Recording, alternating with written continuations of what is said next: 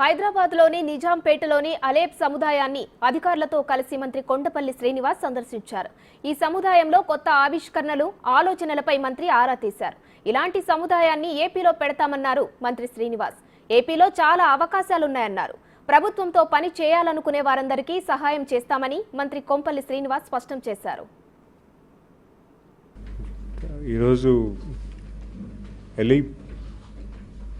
Industrial cluster ఏదైతే ఉందో 32 సంవత్సరాలు అయింది ఇక్కడ స్థాపించబడి, క్లస్టర్కి విజిట్ చేసి ఇక్కడ చూస్తున్న విధానం కానీ ఎవరైనా ఇండస్ట్రీ పెడితే వాళ్ళకి ఎటువంటి సపోర్ట్ చేయాలి, ఏ రకంగా వాళ్ళ తాలూకు ప్రోడక్ట్ని మార్కెట్కి ఎలాగ మనం మార్కెట్ చేయాలి, అలాగే వాళ్ళ తాలూకు ఫైన్ ట్యూనింగ్ అంటే మా ప్రోడక్ట్ని కూడా అప్స్కేలింగ్ చేసి మార్కెట్కి ఏ రకంగా ఉంటే బాగుంటుందని పూర్తి స్థాయిలో ఒక ఉమెన్ ఆర్గనైజేషన్ ఎంత భారీ స్థాయిలో చేస్తున్నారంటే ఖచ్చితంగా వాళ్ళందరిని అభినందించాలి.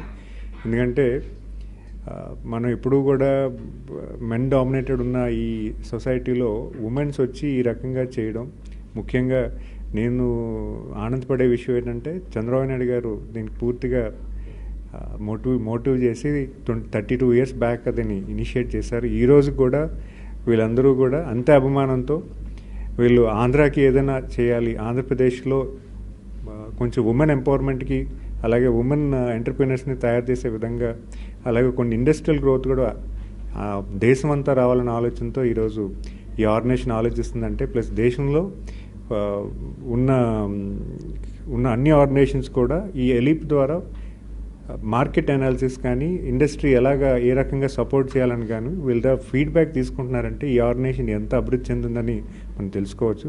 ఖచ్చితంగా ఈ మహిళలందరికీ కూడా, ఇక్కడ ఉన్న ఉమెన్ ఎంటర్ప్రైనర్స్ అందరికీ కూడా I thank everyone for staying here for the long day and sharing all your thoughts and encouraging us. Definitely we want to work together. ఆంధ్రప్రదేశ్లో కూడా మీ తాలూకు ప్రెజెన్స్ మాకు కావాలి. మీరు అందరూ కూడా వచ్చి అక్కడ కూడా ఏ రకమైన సపోర్ట్, ఏ రకంగా అక్కడ అంటే ఇండస్ట్రీస్ గ్రోతే కాదు, అన్ఆర్గనైజ్డ్ సెల్ఫ్ హెల్ప్ గ్రూప్స్ ఎవరైతే ఉన్నారో వాళ్ళలో కూడా కొంచెం మైక్రో ఇండస్ట్రీ స్టార్ట్ చేసే విధంగా మీరందరూ సహకరించాలని కోరుకుంటూ సెలవు తీసుకున్నాను. ధన్యవాదాలు.